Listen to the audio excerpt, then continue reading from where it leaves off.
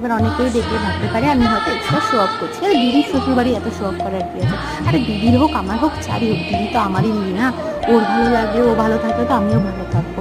তো যাই হোক, আমি এবার অনেকেও এটাও ভাবতে পারি যে আমি কবে আসলাম। হ্যাঁ, আমি জন্মাষ্টমী যেদিন ছিল, মানে আমাদের বাড়ি যেদিন খাওয়া দাওয়া ছিল সবার, তারপরের দিনই বিকেলবেলায় চলে এসেছি। সেটা আর ব্লগ করিনি, কারণ পরপর এখন ব্লগ আসবে, যেহেতু পুজো। তো আমি চলে এসেছি, আর এই দেখো আমাদের সারদা মাও চলে এসছে, কারণ পুরো ঠাকুরঘরটা তো ওনার জন্যই হয়েছে।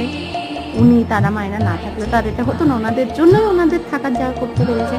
যাই হোক, এসছে। এবার এক এক করে নেক্সট ব্লগও দেখতে পাবে কি হয়। তার জন্য অবশ্যই কিন্তু সাবস্ক্রাইব করতে হবে, সাবস্ক্রাইব না করলে দেখবে কি করে বলো?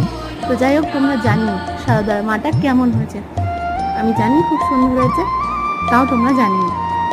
সারদা মাকে দেখে মনটা এত শান্তি হয়ে যায়, যেন এই শান্তি আর কোথাও পাওয়া যায় না। তোমরা কি বলো, তাই তো? ঠিক আছে, দেখা হবে নেক্সট।